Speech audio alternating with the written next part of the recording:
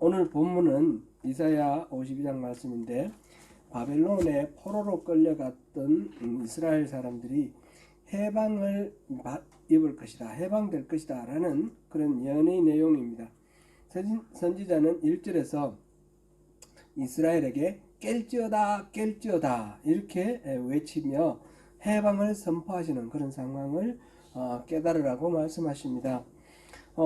먼저 내 힘을 낼지어다 라고 하면서 이제 좌절과 낙담에 빠져있던 주저앉아 있던 그 사람들, 이제 여호와의 능력에 힘입어서 일어나서 기운을 차리라, 그렇게 이야기합니다. 담대하게 기운을 북돋우고 있는 그런 말입니다. 아울러서 내 아름다운 옷을 입으라 그랬습니다. 포로와 고통의 상태에서 벗어나 기쁨과 번영의 옷을 입고 떠날 차비를 하라, 그렇게 선포합니다. 이제부터 할례받지 아니한 자 또는 부정한 자라고 표현되어 있는 이 외적들, 이방의 외적들은 더 이상 다시 침입하는 일이 없을 것이다 라고 말합니다. 2절에 들어가서 티끌과 죄를 무릅썼던 그 고통과 치욕의 자리에서 일어나 앉을지어다 그랬습니다.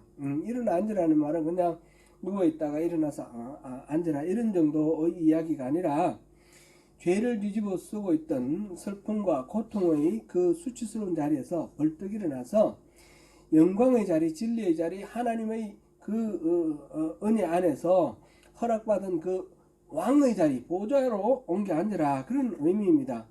더 이상 포로로 묶여 있을 이유가 없기 때문에, 그래서 내 목의 줄을 스스로 끌어라, 풀어라 이렇게 이야기를 하고 있습니다. 이제 포로로 잡혀있던 그 자리를 떨쳐버리고 목에 감겨있는 이 쇠사슬을 풀어버리고 떨쳐 일어나 하나님이 인정하시는 그 은혜의 자리로 옮겨 앉으라, 그런 이야기를 선포를 듣고 있습니다. 3절에 가서 이스라엘은 바벨론의 포로가 될 때 자기의 몸값을 이렇게 받고 이렇게 팔려간 것이 아니라 그냥 끌려갔단 말이죠. 그러니까 이제 풀려나올 때도 몸값을 지불하고 풀려나는 것이 아니라 그냥 풀려난다는 겁니다. 4절에서는 그런 사례가 이전에도 있었는데, 출애굽할 때 그랬습니다. 출애굽할 때는 옛날에 요셉이 총리가 되어가지고 그 나라를 7년 가뭄, 6년 다음에 오는 7년 가뭄에 다 죽게 되었는데, 요셉이 지혜로 그 모든 것들을 잘 관리를 해서 살게 했지 않습니까? 살려준 생명의 은인으로 그 가족들을 초대해가지고 그 총리 요셉의 가족으로 가서 아주 대우받고 아주 그렇게 잘 살았습니다. 그렇게 갔는데 어느 순간 이제 이렇게 통치자가 바뀌고 하면서 노예가 된 거죠. 노예로서 값을 지불받고 빚을 져서 노예가 된다든지 그런 게 아니고 억울하게 노예가 된 것입니다.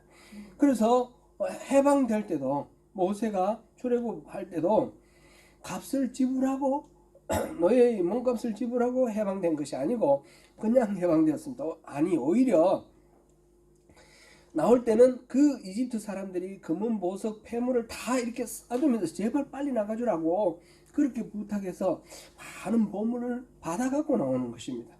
그러니까 해방되어 풀려나갈 때 몸값을 지불하지 않아도 된다, 그런 사례를 출애굽 사건에서 얘기를 하고, 그 다음에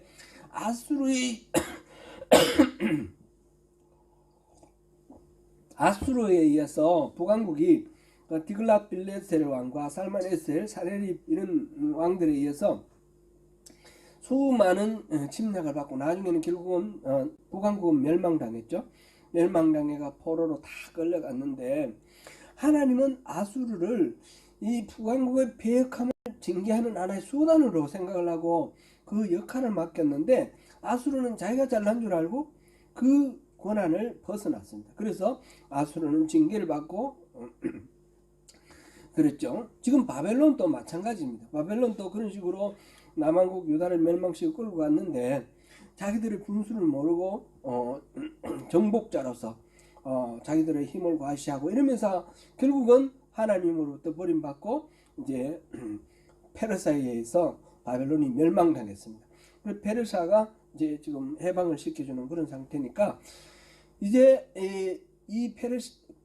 바벨론의 포로로 끌려갔던 이스라엘 사람들이 돌아 나올 때에 몸값을 지불해야 된다든지 이런 것 없이 그냥 자유롭게 나올 수 있게 되었다. 그런데 한 가지 더 특징이 출애굽할 때보다 더 나은 게 있어요. 출애굽할 때는 빨리 나가주라 그래서 빨리 나오기 위해서 6월절 저녁에 그 어린 양을 잡아 구워 먹을 때 떠나갈 차비를 하고 허리띠를 메고 서서 무교병과 그 양고기를 먹었거든요. 그런데 바벨론에서 돌아올 때는 그런 급하게 쫓겨나듯이 그렇게 나올 필요가 없는 거예요.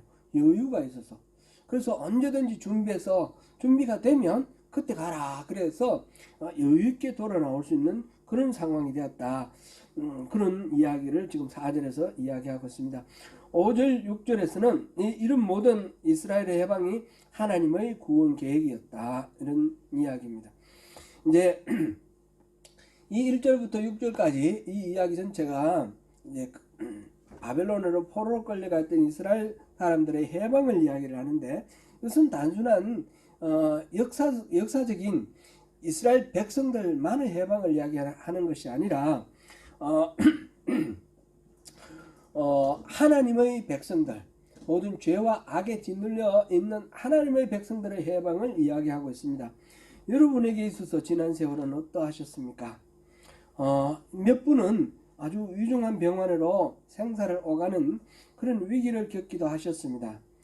또 들어는 우리 눈에 하나님 은혜가 끊어져 모든 일들이 초라하고 비참한 그런 상태로 여겨진 그런 경우도 없잖아 있습니다. 재정적으로나 또는 여러 가지로 꼬이고 꼬여서 어려운 상황 그런 경우도 있었죠. 또 좋은 일들도 많이 있었고요. 어느 경우에나 하나님은 우리 가운데 함께 계셨다는 것입니다. 포로에서 해방되는 바벨론의 이스라엘이 느끼는 그 감격과 기쁨이 바로 우리 이 자리에 예배하시는 소명교회 성도 여러분 모두의 기쁨과 감격으로 그렇게 누리셔도 좋습니다. 또 가족들의 건강상 어려움이나 여러 가지 어려움들로 위축되어 있던 우리 심정들 이런 것들 이제 이사야서를 통해서 우리에게 일깨워 주시기를 원하시는 하나님의 마음은 이제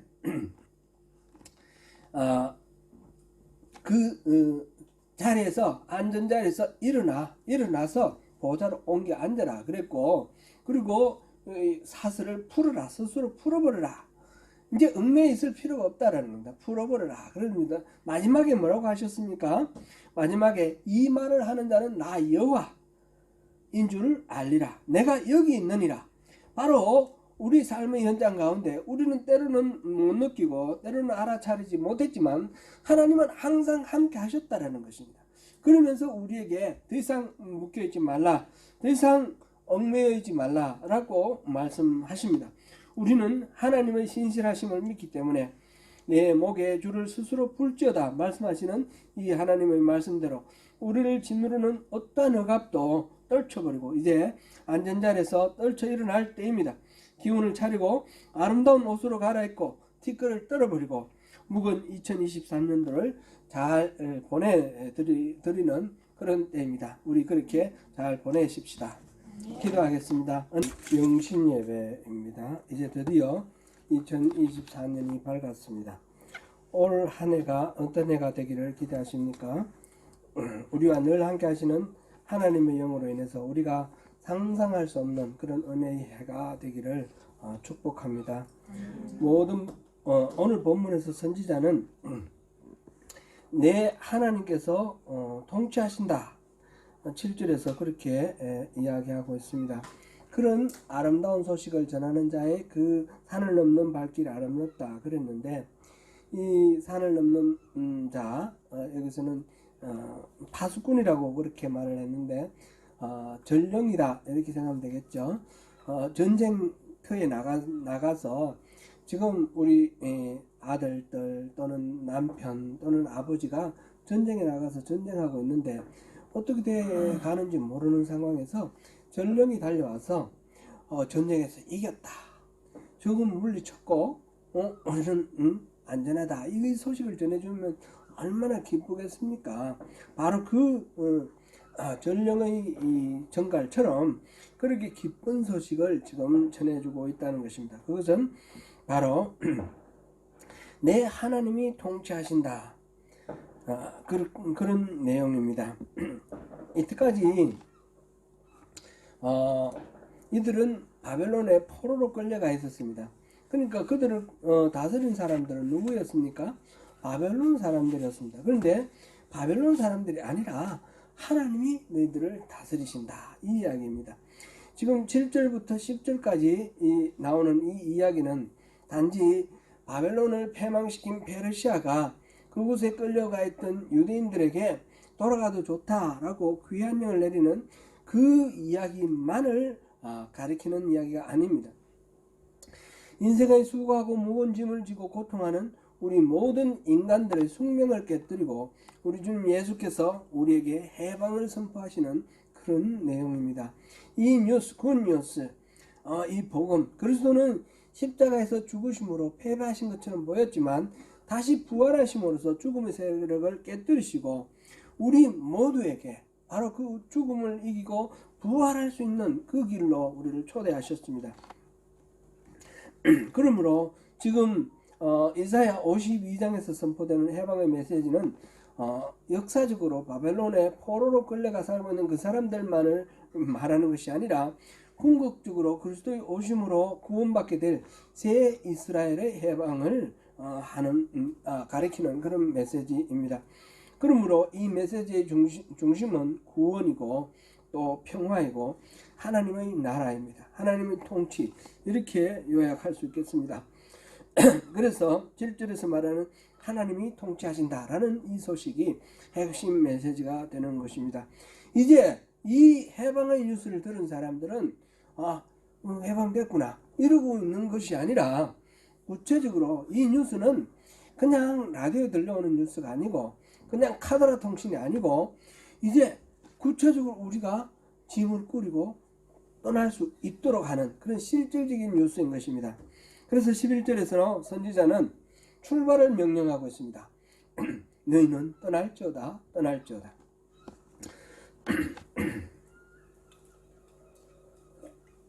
그 가운데서 나오고 부정한 것을 만지지 말지어다.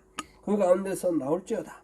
여호와의 기구를 매는 자들이여 스스로 정결을 하게 할지어다.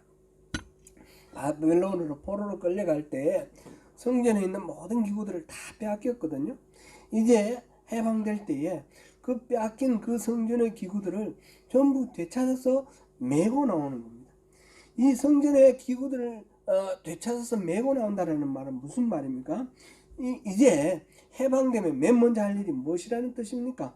하나님께 한다는 뜻입니다.